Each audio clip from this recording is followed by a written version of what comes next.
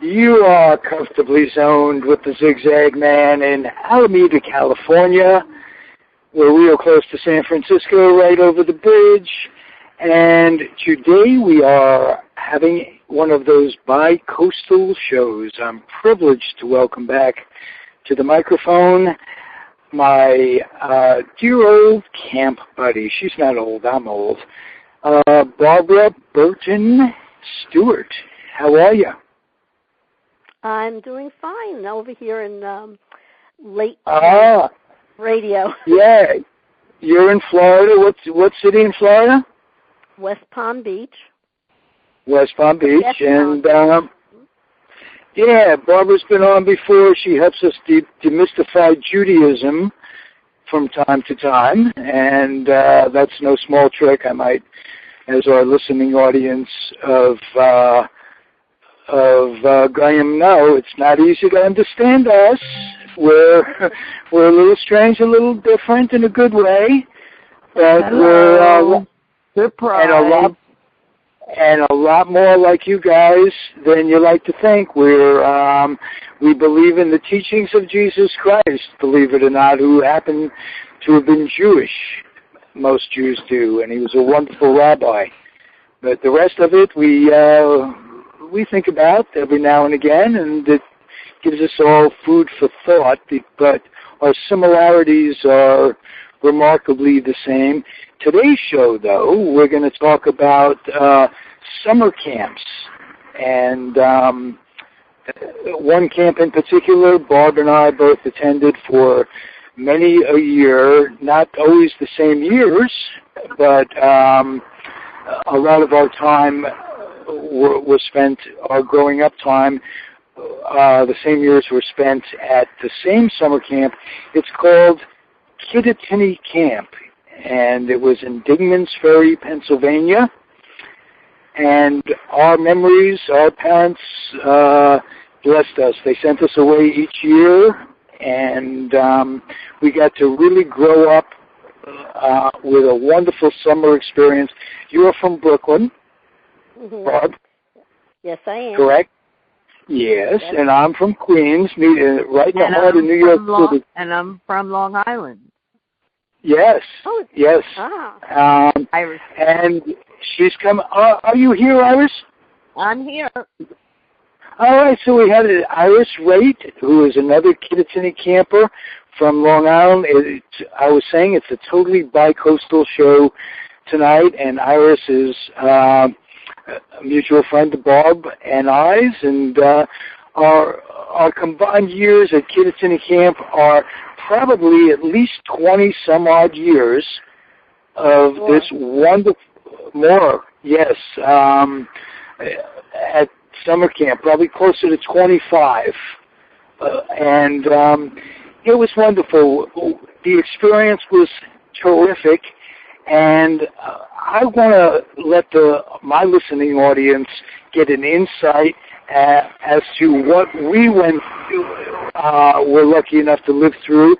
And I don't think any of us really sent our kids to camp. We all loved it so much, we didn't send our kids to camp for as many summers. And am I right? I would have. I sent my son. He went 4 years, and I would have sent him. I would have sent him younger, but I had said to him, "You want to go to camp?" He said, "No, I'm not ready." And the next year he said to me, "I'm ready." So so it's voluntary. Later, and because of illness, he had to stop going. So that was unfortunate. But did he happen to have enjoyed the experience that he was put in? He enjoyed the first camp that he went to, which was in North Florida, and it's still there, as a matter of fact. And he went there for 2 or 3 years, and then he went to a camp up in North Carolina, and it was just a terrible, terrible experience. And then he went to a camp through the Reform movement, and he enjoyed it there too. But then he had to come home because he was not well. But he enjoyed it. I don't know if you have have children. I don't, but Michael, my younger brother, who is also a Kittatinny person, Right. The camp didn't exist when his children would be ready to go to camp. So his wife, who also experienced great summers at a camp, sent her children to the camp she went to, and they went for many, many years. So that's what I was getting at. There is, Kittatinny had an abundance of different families that kept coming back, and their siblings and their cousins alike. It was a real communal kind of thing where we felt like family getting together again in the 8 weeks that we got to spend there. And Iris, first Bob, your brother Rick went before any of us really. I think he went in 1949. No, not my brother. Iris's brother maybe, but not my brother. Mine did, no. And I started when I was 5, so that was 56 when I started. 56, 57 is when I started. Okay. But you had 2 older brothers that went. You had Charles who went. Right. And your older sister Toby, who I wasn't there when you became a counselor or a CIT. Were you a color war leader as well, Iris? No, I was a camper captain. I only was a counselor one summer, and I came up late. Well, your sister Toby was a real leader at Kittatinny. She was one of the counselors that was head of the color wall, which was a big part. They had to rename it Color Contest in the later years. Remember that? But it was a big thing, the green team against the white team, and it was a very, very serious part of the summer, the competition and everything. What did the camp teach you women? What life lesson did you get from going to summer camp and basically being away from your family at young age for many, many weeks at a time at young ages? Bob, you were like 4 or 5 when you went to camp for the first time. Yeah, it was before my 4th birthday. But it was not at Kittatinny. It was at a different camp. And, right. And my mother was supposed to be up there as either as a division head or a girls' camp leader, something. And at the last minute, something happened and she didn't go up. But I went anyway. And but I was thinking about this just this week. I went to that camp for 7 years, and I went to Kittatinny for 7 years. And the difference between the 2 camps, Kittatinny was a family. The other camp was not a family. Did not have that family feel. Right, and they didn't have the songs that we sang, that we had. They had their own songs, that I don't. I know, but it wasn't the same as Kittatinny camp songs. It wasn't. It couldn't have been. It was a group of people who met 8 weeks for the summer and went home. That was it. Right. And all of us, we're blessed to have a reunion site on Facebook that you check in with. Some of the people are younger than me, but I know their names now. They're familiar Kittatinny names. We all shared the same experiences, and we all went our different ways. Iris, you were there too you were on Pioneer Row initially. Absolutely. When the bunnies were in the backyard. Mm-hmm. Right. Gordon, I think, was the nature counselor, Lou Gordon, if I'm not mistaken, No, it was Milk Forest. No, Milk Forest didn't come until Milk Forest came in the 60s. He came. Oh, okay. Okay. 61 or 62. Okay. We just had Aunt Jenny on Pioneer Row. She took care of us as babies. Yes. And Aunt Jenny would have rabbits in the little cage behind the cabins, and we would sit on the grass and see the bunnies Right. Whatever. And at the end of the summer, you take the rabbits home, right? Some of the as pets. I took the rabbit home, or my brother took the rabbit home, and my mother said you could keep the rabbit as long as you take care of the rabbit. And one day I came home, the rabbit was gone, and she said, you weren't taking care of the rabbit. I told you, but I gave it to the cleaning woman who would come in on Fridays, and they had it for on Sunday. And she gave it to take home the rabbit, and the next week the cleaning woman comes by. I thought she had a big backyard. She'd be able to keep the rabbit. That's what my mother told me. Oh, she'll be fine, the big backyard. The cleaning woman has a big backyard. And then it didn't ring true that I'm living in an apartment and the cleaning woman is supposed to have a big backyard. So I said, I said, how's the rabbit? And she goes, good. That was delicious. So that was very, very difficult for me. I had to give a look to my mother. You killed the rabbit as well. I wasn't going to take care of a rabbit in an apartment for the rest of its life. And she was clear about that. No pets, and she meant it. So what I want, what I've been thinking about in terms of a question, and I want you both to answer. I have a little comment, though. When there was a group of us that went together for years and years and years, we were in the same bunk, and I guess maybe 7 years or so we were all together.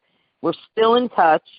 We still see each other, and it's just, you could pick up the phone, call any of them, and it's like yesterday you were together.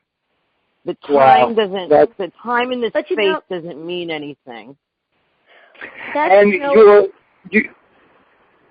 I was going to say that your brother Charles, whom I visited up in Northern California a couple of years ago, we had a little mini reunion, and has a lifelong friend, Jerry Solot, who he went to, was a campmate. I was in the cabin, and Cindy was in my cabin. Oh, wow. Rest her, she passed away, if I'm not mistaken. Am I correct? No, Margaret Jasko passed away. Okay. Pascal. Oh, yes. And her brother was in my bunk. Her brother was in my bunk, and they were from Queens as well. He went to, I think he was from Flushing or... Paul Jaskow. Yes, Paul Jaskow. Yeah. You know, I'll tell you, it's like having a second family, and it's wonderful. But I want to conclude by just asking you guys both the question, what did camp, just by being there, what's the one life lesson that has gotten you, that helped get you through life, that you might have picked up from anyone who inspired you at camp, or a mentor, or whatever, just by having gone to camp that was very important to you? What would you pick up? Can I get an elongated question? Can I make it? Can I make that long enough? Tell me how I could make it. I could stretch it out another 30, 40 minutes. No. But, Iris, you can go. No. All right. You want me to go first, Barb? Women first. I was one of those who I didn't learn the lessons then. I picked up on the lessons that I learned like 35 years ago. 35 years later, it would occur to me, oh yeah, they told me that at Kittatinny. But so I had to learn the hard way about stuff. But Bob, you go first. You want me to go first? Okay. What did I? Because you know what, your voices both sound so alike on this that I don't know who in the hell I'm talking to, but there's a familiarity there that won't be denied. Let's put it that way. So Bob goes first. Okay. Let's see. Age before beauty. Stop. Well, let me see. What did I learn that I could say carried me through? One of the things that I learned, and I'm not so sure that I learned it at Kittatinny, but it pertains to the people that I know from Kittatinny, is that you can always go back. You know, it's right. Well, I had not been in touch with the people that I went to camp with for many years, and since we've had the great invention of the computer and Facebook, I've reattached to some of them, and it's been wonderful. And I'm so glad for it. And yet, from the other camp that I went to, nobody. I have no desire. Nobody. Really? Have you checked it? Have you Googled and what have you? Yeah. Oh, yeah. I found one or two. I actually spoke to the current camp director of that camp because my sister went up and she was in the area and she stopped up there and he was there and she, you know, stopped to say hello. And so I spoke to him. But other than that, you know, just like me, right. Dead from the head out. All right. Well, that tells you something about the spirit of our camp and the memories. You have one of the best memories, Barbara, and it's really a pleasure to, when, you know, the campers in the girls' camp are talking about all the stuff. It's incredible to me to listen to all that and what your memories are, and the not just, you know, the physical part of the camp socials, the interaction between the boys' camp and the girls' camp. All that stuff is interesting. How about you, Iris? What do you take in life that you got from camp? Well, I think the greatest life lesson that I had was you realize that you're never really alone. A